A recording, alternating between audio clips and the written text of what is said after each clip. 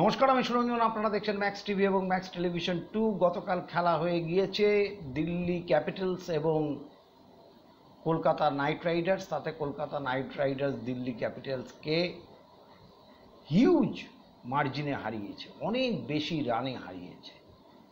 Delhi Capitals তাদের ধারাবাহিকতা বজায় রেখেছে। আগের খেলাটাতে তারা চেন্নাইকে হারিয়ে দিয়েছিল এই ভাইজ্যাকেই, কিন্তু গতকাল কিন্তু তারা পর্যুদস্ত হয়েছে, বিপর্যস্ত হয়েছে, বিধ্বস্ত হয়েছে। গতকাল যথারীতি টসে জিতে যেই মুহূর্তে কেকেআর ব্যাটিং করতে নামে, সেই মুহূর্তে বোঝাই গিয়েছিল যে খেলার ফলাফল কোন দিকে যেতে পারে। তারপরে শুরু, সাংঘাতিক শুরু ফিলিপ সল্ট। প্রথম বলটিতেই একটি আউটার এজ লেগে ঋষভ পান্তের গ্লাভসে লেগে বলটি চলে যায় বাউন্ডারির বাইরে। সুনীল নারায়ণ কট বিহাইন্ড ছিলেন, কিন্তু ঋষভ পান্ত নেননি ডিআরএস।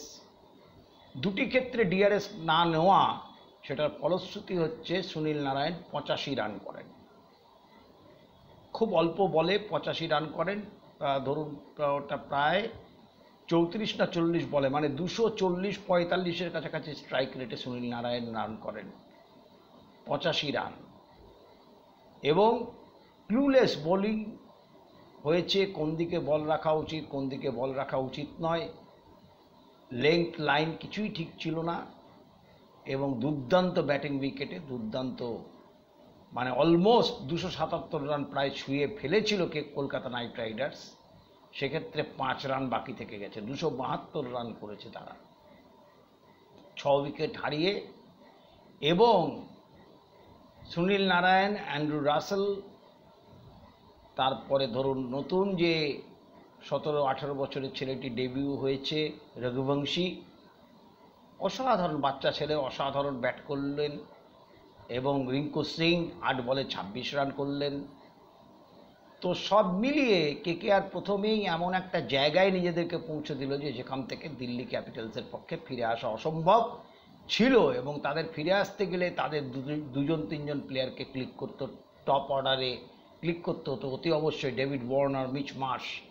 কিন্তু তারা সেইভাবে ক্লিক করতে পারেননি। সেইভাবে ক্লিক করতে না পারার দরুন যেটা হয়েছে যে দিল্লি ক্যাপিটালস 106 রানে পরাজিত হয়েছে। প্রাপ্তির মধ্যে প্রাপ্তি একটাই হয়েছে, ঋষভ পান্ত আবারও 50-এর ওপর রান করেছেন এবং স্টাবস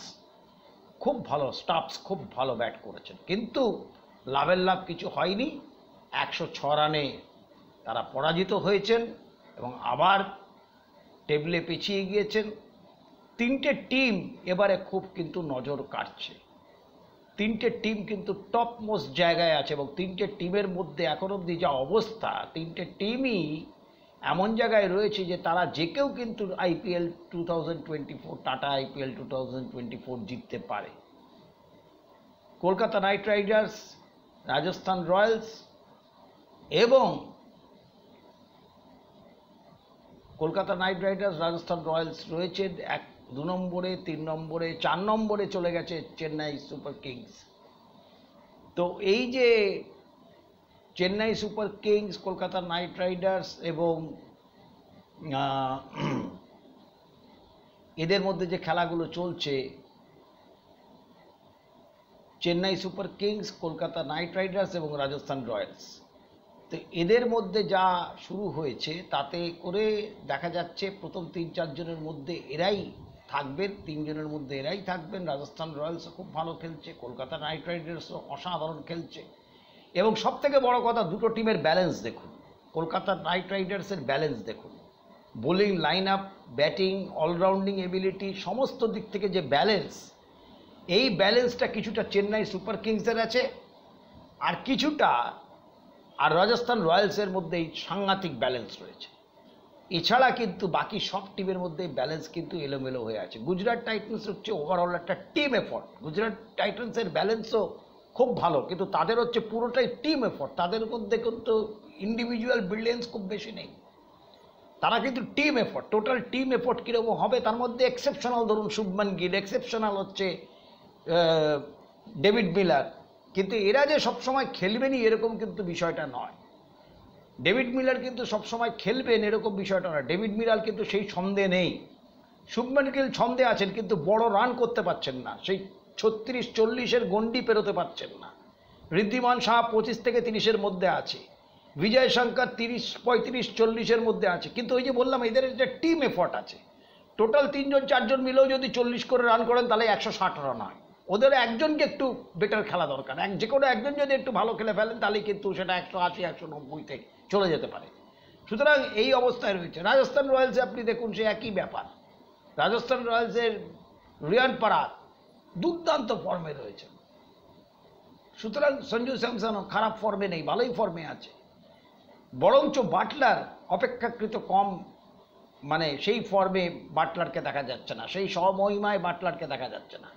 আপনি সঞ্জু স্যামসন বলুন, রিয়ান পরাগ বলুন, ওদিকে এসে আপনি তারপরে ধ্রুব জুড়েল বলুন, ওদের যে ব্যাটিং লাইন আপ প্রচণ্ড স্ট্রং ব্যাটিং লাইন আপ আছে ওদের। প্রথম ছজন ব্যাটসম্যান খুব স্ট্রং। তো এই অবস্থায় দাঁড়িয়ে আরেকটা হচ্ছে এলএসজি কিন্তু একাই লখনৌ সুপার জায়ান্টসকে একাই একটা ডিফারেন্স তৈরি করে দিয়েছে, সে হচ্ছে ময়ঙ্ক যাদব। তো ময়ঙ্ক যাদব নিশ্চিতভাবে টি-20 ওয়ার্ল্ড কাপে তাকে দলে যদি না নেওয়া হয় তাহলে সেটা অত্যন্ত দুর্ভাগ্যের হবে। সুতরাং দিল্লি ঠিকই করেছে, দিল্লি যেটা চরিত্র সেটাই দিল্লি করেছে। অসাধারণ সেদিনকে খেলেছে, টসে জিতে গিয়েছিলেন। ধোনি যদি একটু ওপর দিকে আসতেন তাহলে দিল্লি সেদিনকেও হেরে যেতে পারত। ধোনি 16 বলে 37 রান করেছিলেন, 233-এর স্ট্রাইক রেট। তো যাই হোক, ধোনি এখন ওপর দিকে ব্যাট করতে আসেন না, ওই জায়গাতেই ব্যাট করতে আসেন।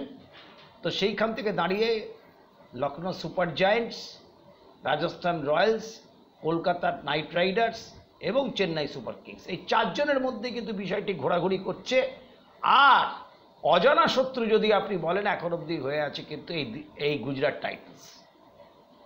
তাদের টিম যদি দানাবদ্ধ সংঘবদ্ধ যেভাবে থাকে, সেই সংঘবদ্ধ এফর্ট যদি তারা সবাই মিলে দেয় তাহলে তারাও কোনো অঘটন ঘটিয়ে দেবে কি না সেই দিকেও নজর রাখতে হবে। তবে প্রথম 4 জনের মধ্যে অবশ্যই এগিয়ে আছে এই 4টে টিম।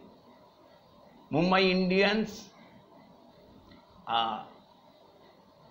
রয়্যাল চ্যালেঞ্জার্স বেঙ্গালুরু, এরা শত শত মাইল দূরে। পাঞ্জাব কিংস তারাও শত শত মাইল দূরে এখন রয়েছে পয়েন্ট টেবিলে। তো সব মিলিয়ে দিল্লি একটাই প্রাপ্তি যে ঋষভ পন্থকে ছন্দে দেখা গেছে, এবং ঋষভ পন্থের ফিটনেস লেভেল আরও কিছুটা খেলা গেলে বোঝা যাবে, এবং তার ছন্দও বোঝা যাবে। কতটা ঋষভ পন্থকে টি-20 ওয়ার্ল্ড কাপে নেওয়া উচিত সেই সম্পর্কেও বিতর্ক থাকবে। যদিও ঋষভ পন্থ ভালো স্ট্রাইক রেটে রান করছে, কিন্তু তার ফিটনেস নিয়ে একটা কিন্তু প্রশ্ন থাকবে। তো সেই দিকে আমাদের নজর থাকবে, সেটা অন্য প্রতিবেদনে আমরা আপনাদেরকে জানাবো। আপনাদের যদি এই প্রতিবেদনটি ভালো লেগে থাকে তাহলে আপনারা ম্যাক্স টিভি এবং ম্যাক্স টেলিভিশন 2 দুটোতেই শেয়ার করবেন, লাইক করবেন, কমেন্টস করবেন, সাবস্ক্রাইব করবেন। এটা ম্যাক্স টেলিভিশন 2তেই আজকে রিলিজ হবে। অনেক অনেক ধন্যবাদ।